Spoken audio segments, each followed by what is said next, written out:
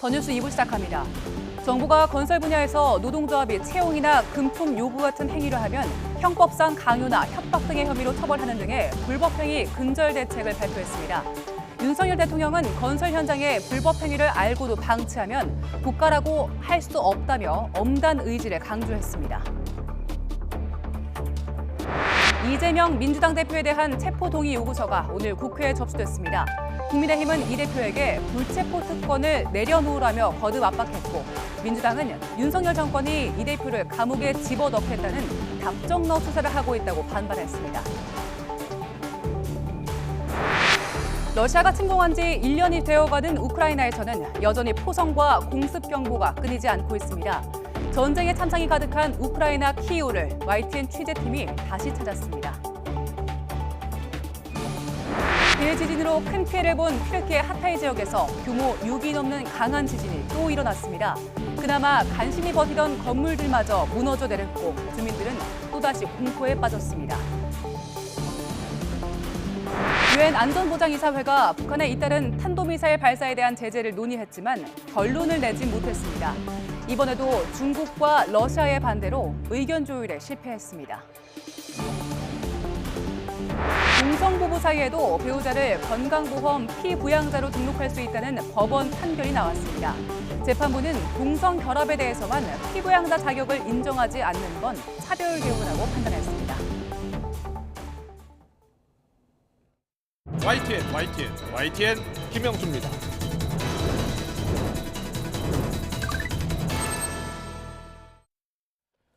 윤석열 대통령이 오늘 국무회의에서 건설 강성노조의 폭력 불법 행위를 방치한다면 국가라고 할 수 없고, 또 정부 지원금을 받고도 회계를 공개하지 않는다면 국민이 납득하겠느냐며 기득권 강성노조의 폐해 종식 없이 대한민국의 미래는 없다고 말했습니다.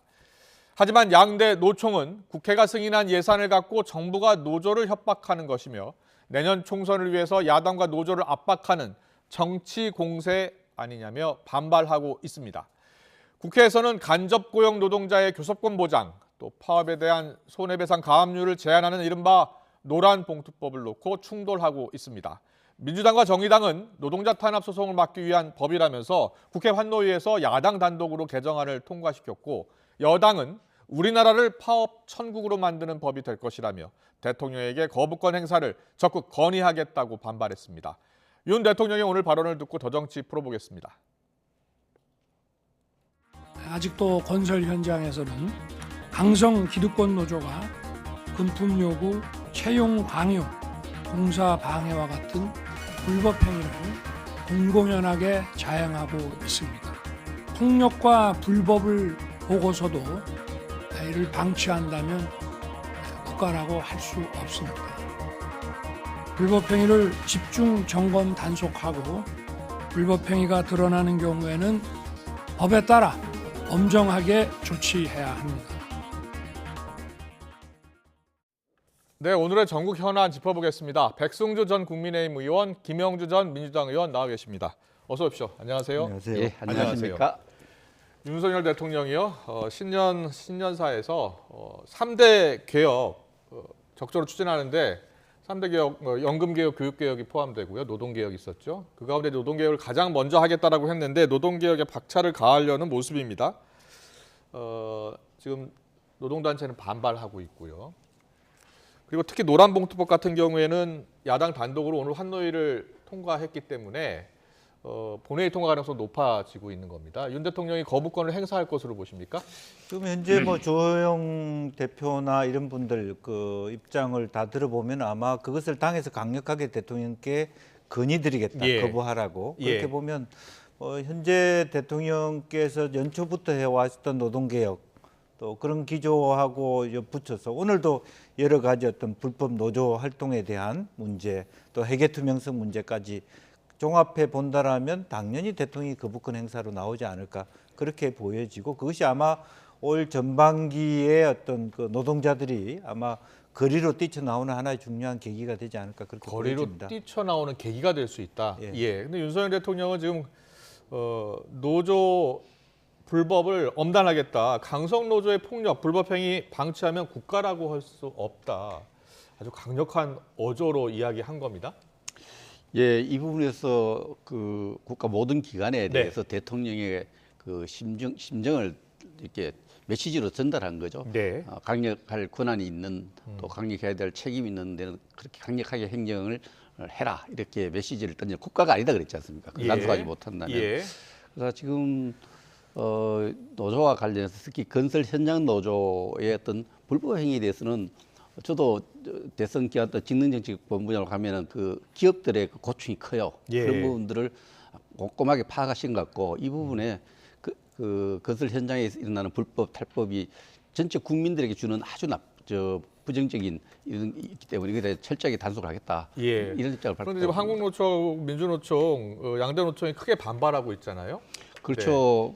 지금 김 의원이 말씀을 하셨지만 노란봉투 일명 원래 법 이름은 노동조합 및 노동관계 조정법이죠. 이 법이 통과되는 시점이 그 법사위원회에서 한 60일 정도, 2달 정도 계류할 수 있어요. 법사위원장이 네, 네. 국민의힘이 맡고 있기 때문에 그럼 4월 말 정도 되면 통과 거부권이 행사되면은 노조들이 양대 노조를 중심으로 정치 투쟁을 할 가능성이 많습니다. 네. 정치 투쟁을 할 가능성이 높다. 그럼에도 불구하고 윤석열 대통령이 적극적으로 노동 개혁에 나서는 이유는 어디에 있다고 보세요? 글쎄요, 이제 기본적으로 본인이 생각할 때 첫 번째 화물연대 파업에 대해서는 굉장히 강경한 대처한 부분이 본인 스스로에게는 득점이 되었다. 그렇게 국민들이 지지해 준 것이 예. 하나의 중요한 어떤 심리적 동의이 될 것 같고요. 또 하나는 누구보다도 이분은 이제 뭐 법치주의를 원칙으로 하는 분이기 때문에 예. 어쨌든 우리나라의 뭐 어떤 노조 활동 자체를 부정한다기보다는 예. 합법적 근거 속에서 또 국가가 지원하는 어떤 예산을 갖고 있었을 때는 예. 정확하고 투명하게 법을 지켜야 된다라고 하는 것이 국민의 지지가 있을 것이다. 그렇게 보는 것이고요. 네. 또 그것이 본인이 얘기하는 어떤 상식과 또 공정에 맞다. 그리고 네. 기본적으로 보면 앞으로 우리나라가 나아갈 어떤 수출이라든지 새로운 산업화의 재동력화를 위해서는 예. 이와 같은 어떤 노동 유연성들을 좀 더 확보해야 된다는 본인의 신념이 있다. 그렇게 봐야 될 것 네. 같습니다. 그런데 일단 어떤 노동 개혁을 하기 위해서는 이 법 개정이 필요하고요. 야당의 협조가 필요한 상황 아니겠습니까? 그렇죠. 예. 이게 가능하겠습니까?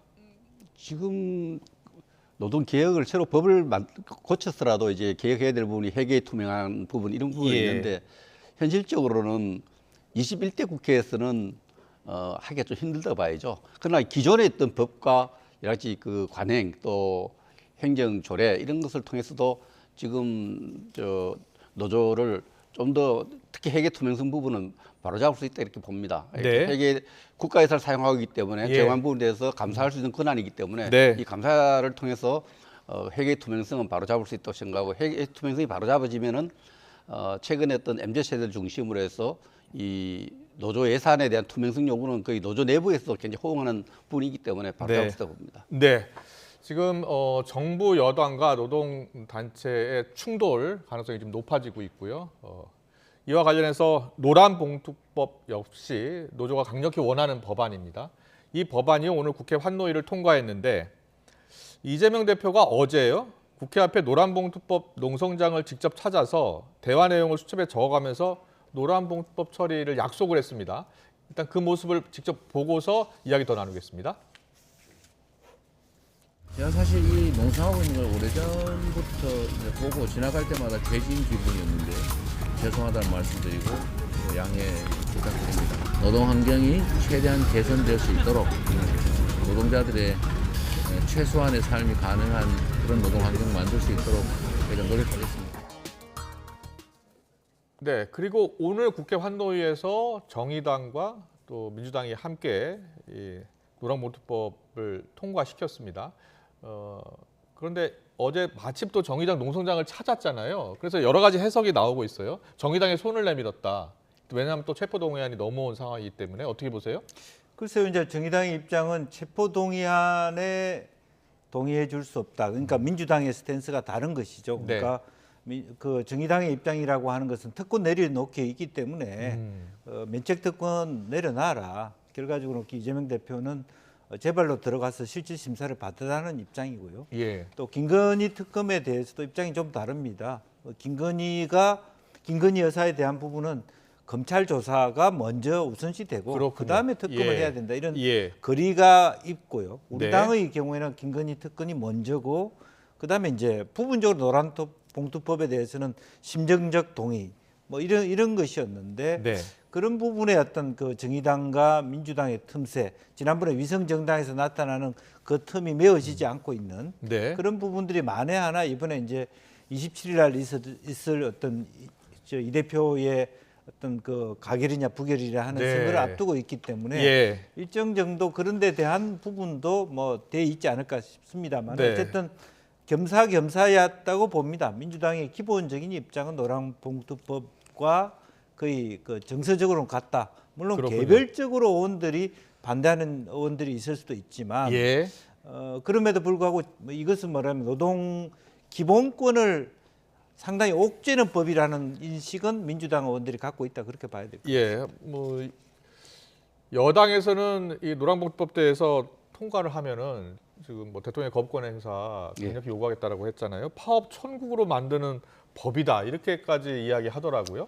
실제로 그런 법입니까? 예, 그 노동조합 및 노동관계조정법의 예. 3조에 이제 보면은 이 실험 개정안에 그 지금 한노일 통한 개정안 핵심은 노조의 책임을 굉장히 완화시키는 거예요. 네. 노조가 불법으로 어떻게 노조를 했을 때 재산상의 손실이 나타나잖아요. 네. 이 손실에 대해서 사용자가 소송을 할 수 있는데 소송의 요건을 굉장히 엄격하게 좀 해서 노조의 책임을 완화시키고 예. 또 그 노조의 권한이 확대되는 거죠. 또 사용자의 범위를 넓혀가지고 그 사용자를 굉장히 입지를 약화시키는 이 법이 노동자의 노동자에게 유리한 예. 결과적으로는 노동조합에 유리한 노동자라기보다 노동조합에 유리한 입법입니다. 그래서 노조 천국으로 만든다는 이런 주장이 나오는 겁니다. 네.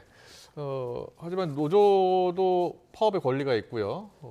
파업을 하면서 손해배상 청구 소송이라든가 가압류 들어오면 사실은 여러 가지가 위축되는 그런 상황이기 때문에 일단 노조 측의 주장은 이거 노란봉투법 통과해야 된다라는 주장이죠. 근데 조금 더 예. 들어가면 사실은 지난번 이제 결과적으로 이것이 쌍용차 때문에 그런 건데요. 어차피 노동자들이 갚아내기 힘들 정도로 몇십억 정도의 어떤 피해 보상책을 예. 안긴다는 것도 실제로 현실성이 있는가라고 네. 하는 이제 그런 부분에서 조금 더 토론의 여지가 있다 그렇게 보여집니다. 알겠습니다. 근데 이 부분은 노조든 개인이든 어떤 개인 사용자 누구에게 재산상의 손실을 주면은 네. 거기다 책임을 느껴야 되는데 예. 책임을 안 느껴야 되도록 하는 완화하는 데 있기 때문에 이 노조 천국을 만들어낼 수 예. 있다 이런 걱정이 여당에서는 앞서는 이제 거죠. 법의 테두리 안에서 뭐 투쟁을 하라 이런 뜻을 읽히는데요. 자, 어떻게 처리될지 좀 더 지켜보고요. 지금 이 시각 민주당이 지금 의원총회를 엽니다. 아무리 생각해도 이 체포동의안 표결 관련해서 여러 가지 의견이 나올 것 같아요. 뭐 당론으로 부결시켜야 한다는 이야기부터 아니다. 자유투표를 그대로 해야 한다는 의견까지요. 자, 어떻게 모아질 것 같습니까? 그래서 기본적으로는 뭐 부결을 시키되 당론을 정하지는 말자. 이것이 기본선이 아닐까 싶습니다. 예, 한편으로는 어쨌든 시대의 흐름이라고 하는 것은 면책 특권이나 불책 부특권 이런 부분들을 우리가 너무 원래는 뭐 이재명 대표 입장에서도 스스로도 내려놓겠다고 얘기했는데 네. 그것이 물론 뭐 전제가 다르다, 상황이 다르다고는 하지만 국민이 일반이 보기에는 여전히 특권을 누린다고 볼 수 있기 때문에 예. 그것까지를 가지고 당론으로 하는 것은 과하다. 이런 게 많이 나올 것 같고 이심전심으로 부결될 것이다라는 데 대해서 아마 동의하면서 넘어가지 않을까. 이재명 그렇게 대표 보입니다. 지난 주말 소속 의원 전원에게 텔레그램 메시지를 보낸 것으로 지금 보도가 나오고 있어요. 그러니까 본인 입장에서는 이제는 조금 다급해졌다 이렇게 볼 수 있는 것이고 예. 이제는 뭐 남의 눈치 볼 수 있는 상황이 아니다. 네. 좀 그 대우를 정렬해서 총 단결해야 된다. 이 문제를 극복하자. 예. 이제 이런 부분이고 당 일각에서는 이것이 그 한 개인의 리스크를 당 전체가 이렇게 책임져 가는 것이 굉장히 또 당의 리스크가 커지고 있고 네. 실제로 지금 이제 4월 보궐선거도 있고 실제 기본적으로 보면 3월 달부터는 이재명 대표가 법원 출석을 뭐 주 3회씩 해야 되는 것이 예. 줄줄이 그 국민의힘 전당대회 국면과 전혀 반대로 네. 당의 지지율의 차이가 나타날 수 있다 걱정이 있을 수 있습니다. 그렇군요. 여러 가지 경우의 수를 한번 짚어보겠습니다. 압도적으로 부결이 될 가능성, 그리고 가결이 될 가능성, 그리고 박빙으로 부결될 가능성 여러 가지 가능성들이 있는데요. 어떻게 전망하세요?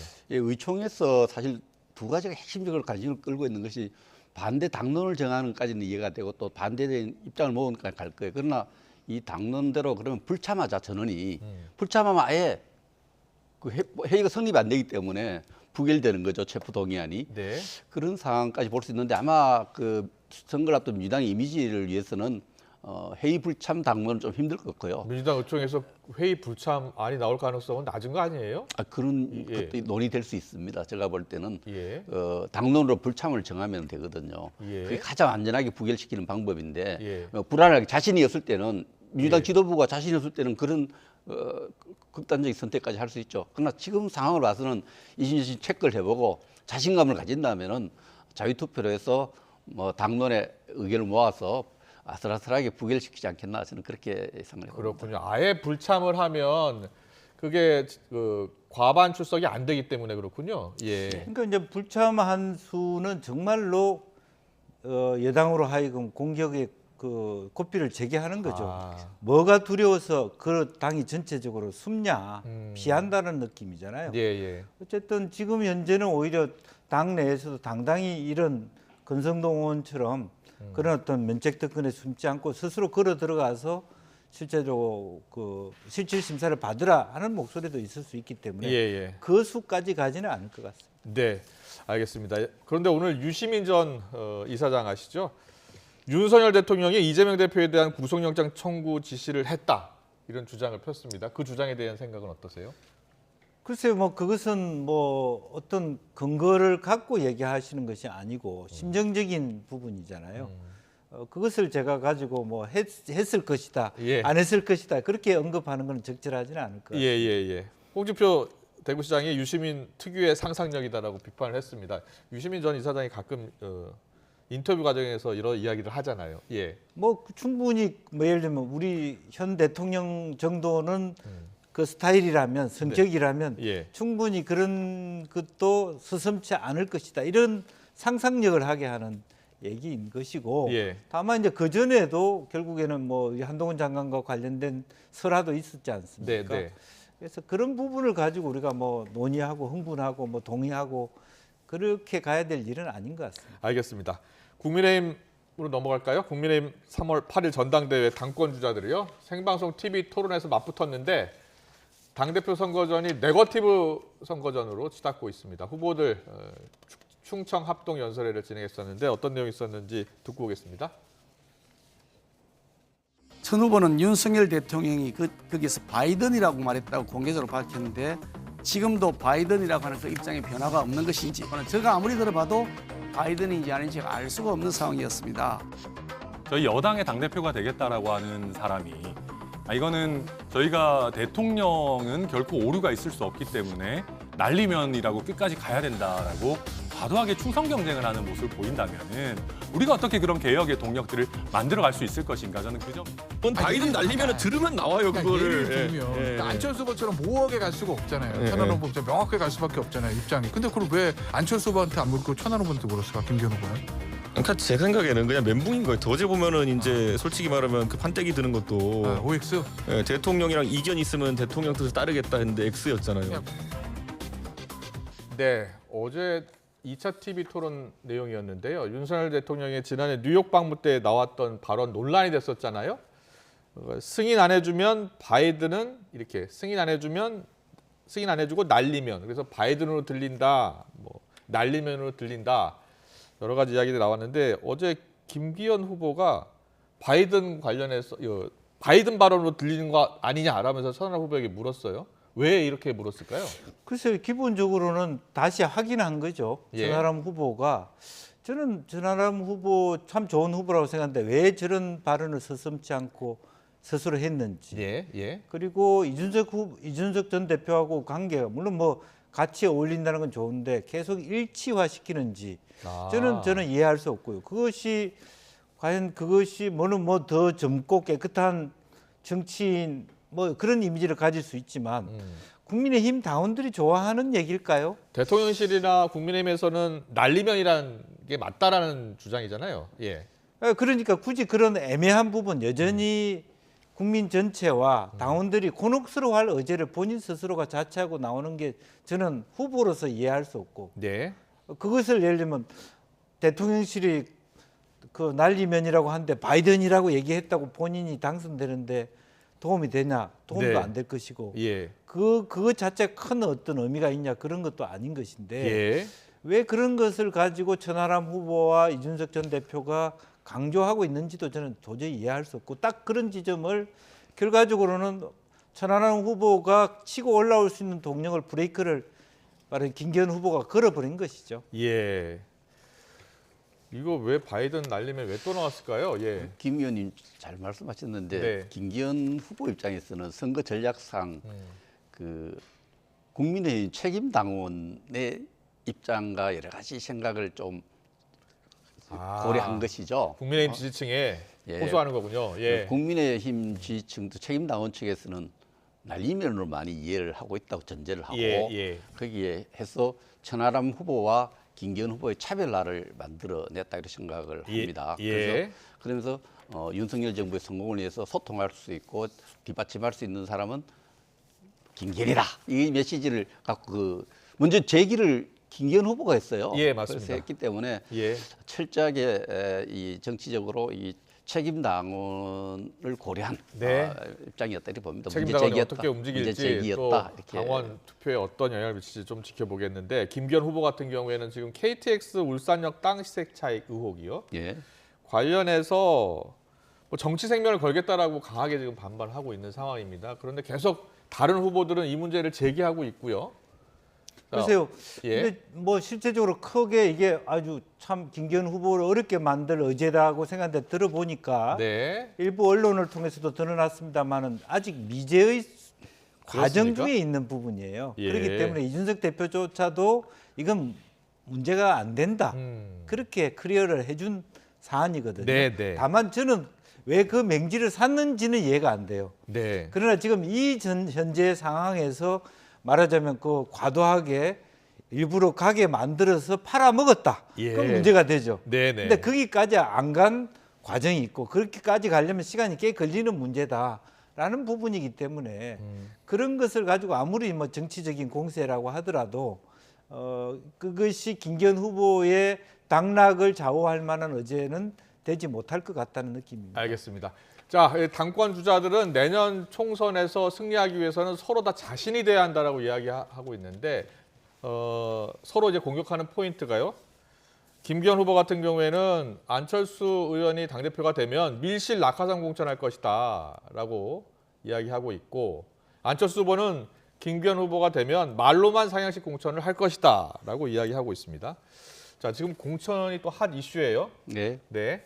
그렇죠. 지금 책임 당원들도 정치 지도자들 공천에 대한 후보들이 어떤 입장을 갖고 있냐 굉장히 중요한 거예요. 우리 국민들 입장에서는 내년 4월 총선인데 벌써부터 이렇게 그 정치하는 입장에서 그런 부분이 있어서 공천 이야기하니까 예. 이 공천에 대해서 좀 선제적으로 안철수 후보가 상향식 공천을 하겠다. 네. 그 책임 당원을 굉장히 어필할 수 있는 거거든요. 예. 옛날 오픈 프라이머리를 끄잡아내서 김무성 후보가 서청원 후보를 이긴 적이 있어요. 안철수 후보가 이걸 끄잡아내니까 김기현 후보가 은행일치라는 잣대를 갖고 다른 당의 당대표 할 때 상향식 공천하고 밀실 공천했다 공격을 하고 있는 거예요. 아, 그렇군요. 근데 치열하게 하는데 안철수 후보가 상향식 공천을 먼저 선점한 건 좋은데 은행일치가 안 된 부분이 어제 너무 많이 공개돼서 어떤 부분이 언행일치가 안 됐다는 거예요? 그 밀실 공천 안 하겠다는데 그 강주시장 공천할 때 문제 구체적으로 또 국회의원 나왔던 노원에 예. 공천할 때 이런 부분에 대해서 그 당규에 안 맞게 그 당의 당규에 안 맞게 공천했는 부분이 아주 많이 준비를 해서 김기현 후보가 이렇게 하니까 네. 어제 뭐 그런 문제 때문에 굉장히 그랬군요. 당원들에게 이야기한 부분이 있습니다. 알겠습니다. 어제 TV 토론에서 재밌는 질문이 있었어요. 이거였습니다. 대통령과 생각이 다를 때 대통령 생각을 우선할 것이냐라고 4명의 후보에게 물었습니다. 그랬더니 4명의 후보가요 이렇게 답했어요. 보여주시죠. 자, 대통령과 생각이 다를 때 대통령 생각을 우선할 것이냐 3명의 후보들은 예 했는데 김기현 후보가 아니다라고 했습니다. 김기현 후보가 왜 아니다라고 얘기했을까요? 그건 자신감이죠. 뭐 대통령과 나는 이심전심이기 때문에 내가 설령 대통령과 다른 스탠스를 하더라도 당정 관계가 흐트러지지 않을 수 있는 후보는 나밖에 없다. 예. 결과적으로는 뭐 어떻게 보면 이게 실제로는 정반대예요. 당정 대통령- 갈등이 생겼을 때 예, 실제적으로 네. 만약 된다면 김기현 후보가 가장 대통령 뜻을 많이 잘 보필할 부분이고 예. 실제로 새 후보는 모르겠어요. 반대로 들고 있는 것 아니냐고 근데 이야기해 주셨어요. 경성 국면이기 때문에 자신이 약점을 보완하는 그 모습이에요. 왜냐하니까 이 세 사람은 동그라미를 들고 있는 저 세 사람은 윤심과 좀 멀다. 그러니까 네. 윤심과 가까운 걸 보려니까 동그라미를 그렸고 예, 예. 특히 김기현 후보는 뚝심이 좀 없는 거 아니냐, 하자는 네. 대로 하는 거 아니냐, 이러니까 뚝심 있다는 걸 보여주려니까 뚝심의 엑스표예요. 그래서 경선 국면에서 경선을 고려해서 자신의 약점을 보완한 시그널을 보낸 거예요. 네, 윤석열 대통령이 저 크게 TV 뭐 의미를 토론에서 저 둘 필요는 질문에 대한 답을 보면 어떤 생각을 할지 궁금합니다. 마지막 질문 드릴게요. 심평 변호사요. 윤석열 대통령의 멘토로 알려졌죠. 심평 변호사가 오늘 라디오 인터뷰를 했는데요. 정계 개편 이야기를 또 했어요. 내일 바로 정계 개편이 이루어진다고 해도 조금도 이상하지 않은 구조다라는 이야기를 했어요. 왜 이 발언을 했다고 보십니까? 김기현 후보의 후원회장 하다가 또 내려놨죠. 네. 예. 사실은 정계 개편 가능성이 있죠. 또 그런 의미에서 지금 현재 전당대회에 대한 대통령실의 입장과 스탠스, 예를 들면 경악 나경원이나 뭐 이렇게 찍어내기를 한다는 것은 네. 상당히 현재의 김기현 대표를 중심으로 당내의 윤 대통령 중심의 어떤 구도가 그대로 적용되지 않으면 다른 수를 쓰더라도 말하자면 친윤 정당 만들겠다. 네. 친윤 정당이 지금 이번에 만들어지지 않는다면 판을 깨서라도 하겠다라고 하는 의중이 저는 있다고 심평 보여지고요. 변호사는 김기현 후보 후원회장을 지냈기 때문에 김기현 후보가 당선되기를 바라는 분 아니겠습니까? 네, 그러니까 예. 두 가지죠. 어쨌든 지금 현재 구도, 김기현으로 당선시켜달라는 구도를 당원들이나 다른 의원들이 따라오지 않을 경우에 우리가 방을 뺄 수 있다라고 하는 어찌 보면 뭐 협박 아닌 협박을 한다. 혹은 예. 실제로 그런 진심도 저는 있다고 보여집니다. 이 라디오 인터뷰 때 사회자가 뭐 윤석열 대통령의 관계를 물었더니 나는 멘토가 아니라고 하는데 윤석열 대통령은 자신의 글을 항상 보고 다른 사람들에게 전달을 한다. 또 이런 인터뷰를 했어요. 제가 저 심평 변호사의 여러 가지 경력을 좀 하기를 해보니까 예. 정치에 굉장히 관심이 많은 분이에요. 열린우리당 경북대구 창당지구당 위원장을 했고 문재인 그랬습니까? 정부 때 선거 때 또 선대위원장을 했고 또 아. 윤석열 정부 때 또 했고 했는데 이분이 정치적으로 개인적으로 좀 하고 싶은 일이 있는 것 같아요.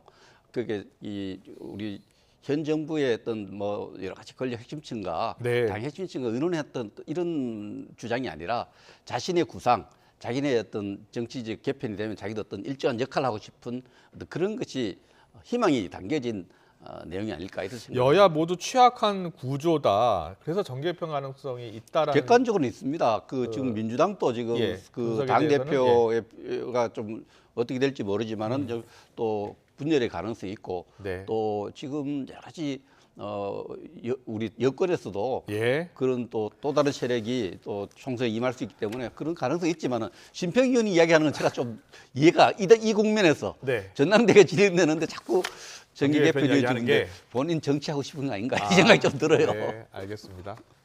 여러 가지 가능성 짚어주셨습니다. 오늘 정치권 이슈 여기까지 듣겠습니다. 백승조 전 국민의힘 의원, 김영주 전 민주당 의원과 함께했습니다. 잘 들었습니다. 감사합니다. 고맙습니다.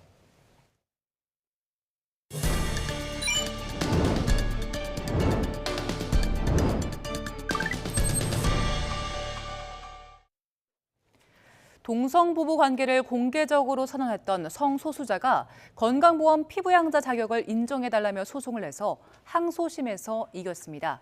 재판부는 1심과 같이 사실혼 관계로 인정할 순 없다면서도 성적 지향을 이유로 한 차별은 안 된다며 1심 판단을 뒤집었습니다. 취재기자 연결합니다. 최민기 기자. 네, 서울고등법원입니다. 네, 오늘 선고 내용 전해주시죠. 네, 성소수자 동성부부가 건강보험 피부양자 자격을 인정해달라며 낸 소송 항소심에서 이겼습니다. 서울고등법원은 오늘 소송욱 씨가 국민건강보험공단을 상대로 제기한 보험료 부과 소송 항소심에서 원심 판단을 뒤집어 소 씨의 청구를 받아들였습니다. 재판부는 먼저 건강보험에서 피부양자 제도는 가족에 대한 부양을 근간으로 설계된 것이지만 그 해석과 운영은 법률적 의미의 가족과 부양 의무에 한정된 것이 아니라고 밝혔습니다. 그런 만큼 동성결합에 대해서만 피부양자 자격을 인정하지 않는 건 성적 지향을 이유로 본질적으로 동일한 집단에 대한 차별 대우라고 판단했습니다. 이어 성적 지향을 이유로 기존 차별들을 이 국제사회에서 사라져가고 있고 언젠간 폐지될 것이라며 소수자 권리 보호는 인권 최후의 보루인 법원의 가장 큰 책무라고도 덧붙였습니다. 다만 재판부는 이들이 주장한 사실혼 관계에 대해선 혼인은 남녀의 결합으로 해석하는 것이 타당하다는 결론을 내렸습니다.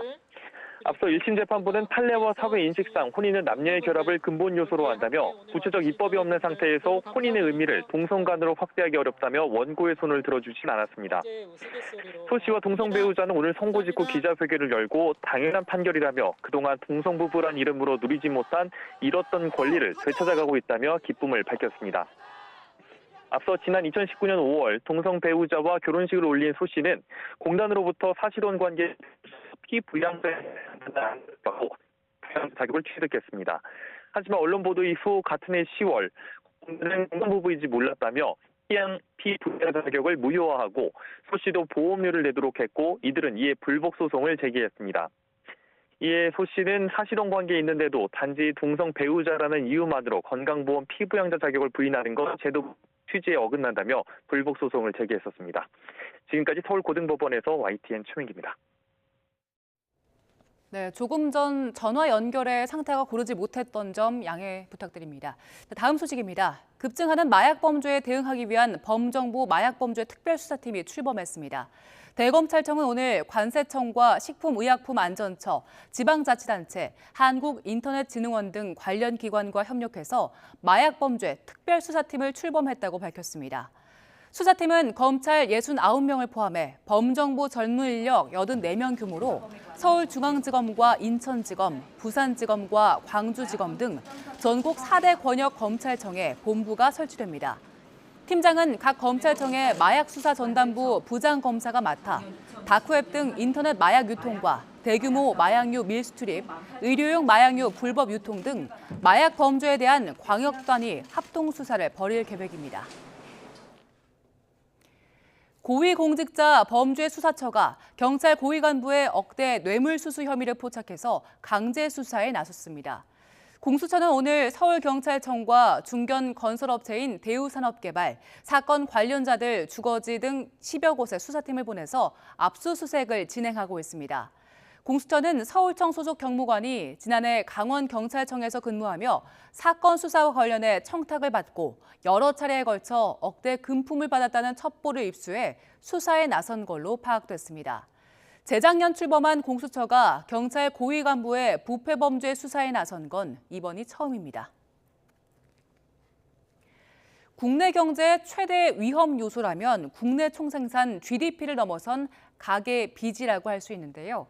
지난해엔 가파르게 오른 기준금리의 영향으로 가계빚 증가폭이 역대 가장 낮았던 걸로 나타났습니다. 특히 가계대출은 사상 처음으로 감소했습니다. 조태현 기자의 보도입니다. 지난해 한국은행은 고물가 극복을 위해 무려 7차례 연속 기준금리를 높였습니다. 5% 수준의 높은 물가 오름세가 당분간 지속될 것으로 전망되는 만큼 물가 안정을 위한 정책 대응을 이어나갈 필요가 있다고 판단하였습니다. 치솟는 기준금리는 대출금리를 끌어올렸고 이는 곧 가계빚에 직접적인 영향을 미쳤습니다. 지난해 연말 가계신용은 1,867조 원으로 1년 전보다 4조 1,000억 원 늘었습니다. 역대 가장 작은 증가폭이었습니다. 특히 가계신용 대부분을 차지하는 가계대출은 1년 전보다 7조 8천억 원 오히려 줄었습니다. 연간으로 가계대출이 감소한 건 지난해가 사상 처음입니다. 부동산 시장 침체로 주택담보대출 증가세가 한풀 꺾인 가운데 신용대출 등 기타 대출이 36조 원 가까이 감소한 결과입니다. 가계빚의 안정세는 당분간 지속할 가능성이 커 보입니다. 가계대출의 그런 핵심 규제인 DSR 규제가 여전히 유지되고 있고 그리고 대출금리도 여전히 높은 수준인 점, 마지막으로 이제 부동산 경기 상황이 부진한 점 등을 고려하면 다만 신용카드 사용액 등을 뜻하는 가계신용의 한 축, 판매신용은 1년 만에 11조 9천억 원, 역대 두 번째 큰 폭으로 증가했습니다.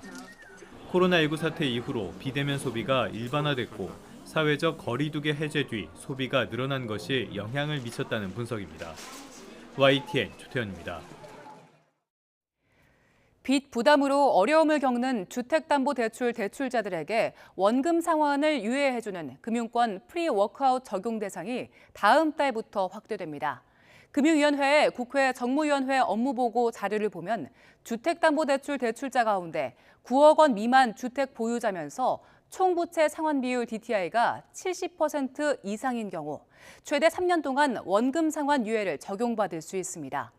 기존에는 6억 원 미만 주택 보유자면서 실업이나 질병 등 재무적 곤란 사유가 있을 때만 원금 상환 유예가 가능했는데 대상이 확대되는 겁니다. 제주를 오가는 국내선 운항 편수가 줄어든 탓에 코로나19로 한때 10,000원대까지 추락했던 김포에서 제주 편도 특가 항공권 요금이 최근 10만 원을 넘어 15만 원 안팎으로 형성되고 있습니다. 코로나19 기간 얼어붙었던 해외여행 수요가 풀리자 항공사들이 국내선 항공기를 국제선에 증편하면서 국내선의 운항 편수가 급감해 제주 편도 항공료 급등과 항공기 좌석난이 발생한 걸로 풀이됩니다. 제주 노선 좌석난이 심화하자 제주항공은 오늘부터 다음 달 25일까지 김포에서 제주 노선에 87편, 부산에서 제주 노선에 24편을 투입하며 에어부산도 부산에서 제주 노선에 60편, 김포에서 제주 노선에 48편을 임시 증편합니다. 오늘 0시 기준 코로나19 신규 환자는 11,880명으로 집계됐습니다. 일주일 전보다는 2천여 명, 2주 전보다는 4천여 명씩 적습니다. 화요일 발표 기준으로 지난해 6월 28일 이후 34주 만에 최소 기록입니다. 신규 환자 가운데 국내 발생은 11,855명, 해외 유입은 25명입니다. 위중증 환자는 195명으로 이틀 연속 100명대를 유지했습니다. 사망자는 8명으로 누적 사망자는 33,873명입니다. 올해 상반기 전국 대학병원의 전공의 모집 결과 50곳 가운데 76%인 38곳에서 소아청소년과 전공의를 한 명도 확보하지 못한 걸로 나타났습니다.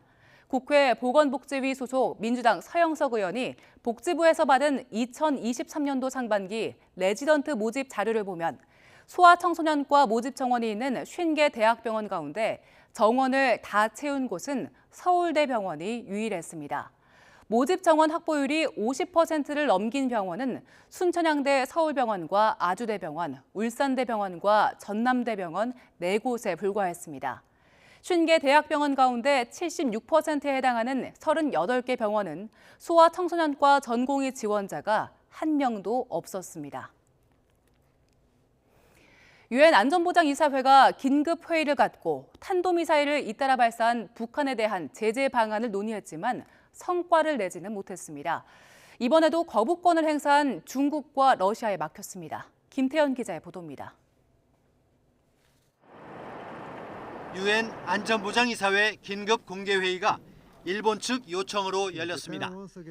지난 18일 대륙간 탄도미사일을 발사한 지 이틀 만에 단거리 탄도미사일을 발사한 북한에 대한 추가 제재 방안이 논의됐지만 별다른 성과 없이 끝났습니다. 미국을 비롯한 서방 국가들과 한국, 일본은 북한의 탄도미사일 도발을 강력히 규탄하면서 안보리 차원의 대응과 제재를 요구했습니다. The United States condemns in the strongest possible terms the DPRK's February 18th and February 19th launches of 3 ballistic missiles. 그러나 중국과 러시아는 북한의 미사일 발사가 한미연합 군사훈련에 대한 정당한 대응이라며 북한을 두둔했습니다. 半岛就在中国的家门口，中方衷心希望半岛稳定而非生乱，不愿看到半岛问题陷入恶性循环。 지난해에도 유엔 안보리는 미국의 주도로 대북 제재 결의안을 표결에 붙였지만 중국과 러시아의 거부권 행사에 막혔습니다. 토머스 그린필드 주 유엔 미국 대사는 안보리 의장 성명을 다시 한번 제안할 것이라고 선언했습니다. 이어 예상대로 회의가 성과 없이 끝난 뒤에는 한미일 등 11개국을 대표해 북한을 규탄하고 안보리 차원의 공동 대응을 촉구하는 장외 성명을 낭독했습니다. 황준국 주 유엔 대사는 이에 당사국 자격으로 참석해 안전보장이사회 기능과 유엔 헌장의 원칙을 조롱하는 북한을 강력히 비판했습니다. There are no excuses for the DPRK's illicit nuclear and missile provocations. The DPRK has recklessly developed its WMD program for decades. 황 대사는 중국과 러시아의 거부권 행사로 유엔 안보리가 제대로 대응하지 못하는 상황이 개탄스럽다며 이런 거부권은 자기 모순적이라고 지적했습니다. YTN 김태현입니다. 튀르키예에서 현지 시간 20일 규모 6이 넘는 지진이 또 발생해 지금까지 8명이 숨지고 600여 명이 다쳤습니다. 유럽지중해 지진센터는 이날 오후 8시 4분 튀르키예 동남부와 시리아 서북부 접경지에서 규모 6.3의 지진이 발생했다고 밝혔습니다. 이번 지진은 지난 6일 강진으로 큰 피해를 본 하타이주 안타키아로부터 남서쪽 16km 지점에서 일어났습니다. 지진의 발생 깊이는 10km 정도입니다. 튀르키예 당국에 따르면 6.3 지진에 이어 5.8의 여진이 발생했고 이후 여진이 25차례 이상 더 발생했습니다. 반짝 추위 속에서 서서히 봄이 다가오고 있습니다. 가장 화려한 봄꽃인 벚꽃 개화 일자가 발표됐는데요.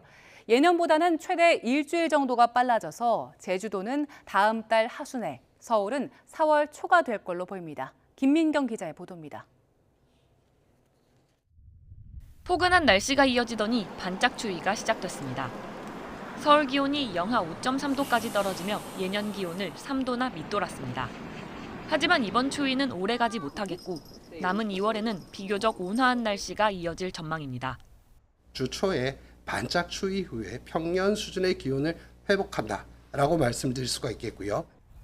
3월도 예년보다 기온이 높을 것으로 보입니다. 올해 벚꽃을 예년보다 일찍 만나볼 수 있는 이유입니다. 보통 벚꽃은 개화 직전의 기온 변화에 따라 달라지는데 올해는 이동성 고기압 영향으로 3월 기온이 평년보다 대체로 높을 것으로 예상돼 평년보다 4일에서 7일가량 일찍 필 것으로 전망됩니다.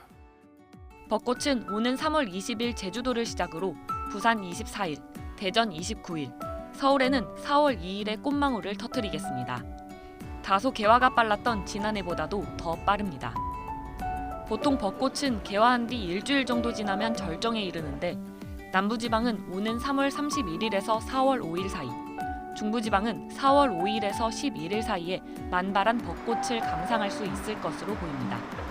YTN 김민경입니다. 만취한 상태로 운전을 하다가 경찰관을 치고 달아난 30대 남성이 구속됐습니다. 서울 동부지방법원은 오늘 음주운전을 하다 경찰관을 치고 달아난 혐의를 받는 30대 남성 A씨에 대해 구속영장을 발부했습니다. 재판부는 A씨가 도주 우려가 있고 주거지가 일정하지 않다면서 영장 발부의 이유를 설명했습니다. A씨는 지난 18일 새벽 0시쯤 서울 암사동에서 음주운전을 하다 퇴근하던 50대 남성 경찰관을 차로 치고 도주한 혐의를 받습니다.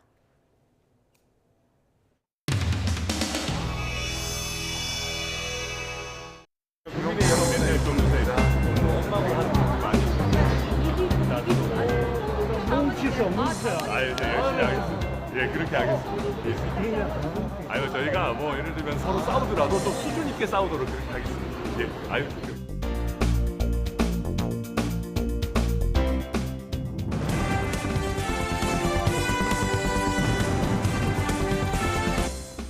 자, 후보들의 오늘 좌석 배치와 토론 순서는요, 국민의힘 선거관리위원회의 결정에 따른 것이란 점을. 네, 먼저 우리 김기현 후보님께 질문 드리겠습니다. 지금 울산 땅 의혹과 관련해서 여론의 흐름이 심상치가 않습니다. 이게 심지어는 김기현 후보님을 두고 울산의 이재명이 아니냐라는 얘기까지 지금 나오고 있는데요. 공시지가를 기준으로 해도 꽤 많이 오른 것 같은데 지금 공시지가 기준으로 95% 할인해서 매각하실 의향도 있으십니까? 그건 말이 안 되는 거죠. 아니, 그렇다면은 제가 이걸 왜 여쭤보냐면요. 저희 천하용인 팀에서 SPC를 하나 만들어가지고 우리 당원들 펀드 만들어가지고 이걸 매수해볼까 하는 생각도 하고 있습니다.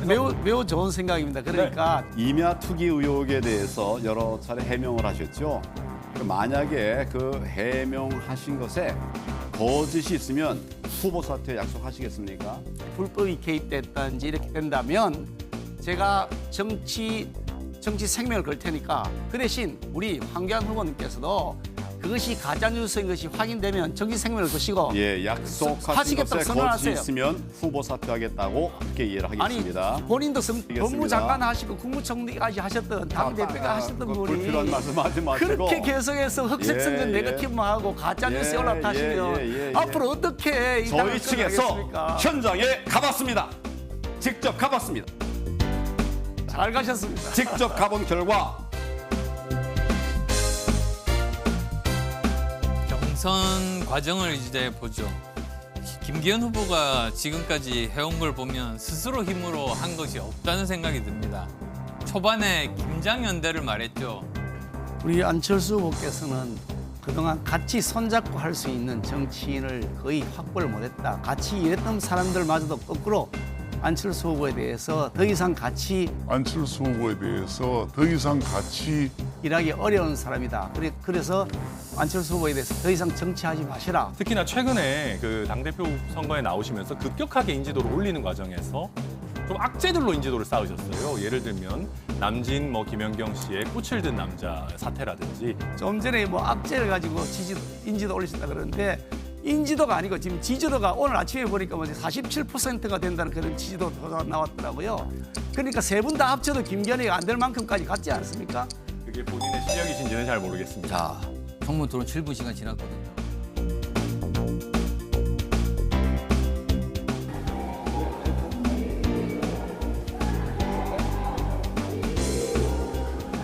오늘 토론의 점수 매겨 보신다면 본인의 점수 당연히 제가 압도적으로 우위에 있었다고 생각하고요. 정치 생명 제가 걸겠다고 말씀드렸는데 자꾸 엉뚱한 소리 하시다가 나중에 큰일 안 나가시도록 이제 좀 자제하시는 게 좋겠습니다. 겨울의 끝자락에서 반짝 추위가 기승을 부리고 있습니다. 낮 동안에도 찬바람이 불면서 쌀쌀하게 느껴지고 있는데요. 이번 추위는 내일 아침까지만 견디시면 되겠습니다. 내일 서울 아침 기온은 영하 4도로 여전히 평년보다 낮아 춥겠지만 한낮에는 6도까지 오르는 등 다시 예년 수준을 회복하면서 추위가 누그러지겠습니다. 오늘에 이어 내일도 대체로 맑은 하늘이 함께하겠습니다. 다만 건조특보가 발효 중인 서울과 경기 일부, 영동 지방은 대기가 더 메말라 가겠는데요. 산불 등 화재 사고 위험이 높은 만큼 불씨 관리 철저히 해주시기 바랍니다. 또 동해안과 제주도 해안을 중심으로는 너울성 파도가 높게 일겠고요. 내일 밤사이 남해안과 제주도에는 약하게 빗방울이 떨어지거나 눈이 날리는 곳이 있겠습니다. 내일 아침 기온은 예년보다 2에서 4도가량 낮겠습니다. 내일 서울 아침 기온 영하 4도, 대전 영하 5도, 광주는 영하 2도가 예상됩니다. 낮 동안에는 예년 이맘때 기온을 회복하면서 추위가 풀리겠습니다. 내일 낮 기온 서울 6도, 대전 9도, 대구는 10도가 예상됩니다. 주 후반부터는 다시 예년 기온을 웃돌면서 온화한 날씨가 이어질 전망입니다. 지금까지 날씨 정보였습니다. 네, 이슈를 더 쉽게 전해드리는 더 뉴스 내일은 더 준비하겠습니다. 잠시 뒤 뉴스큐가 방송됩니다. 시청해주신 여러분 고맙습니다.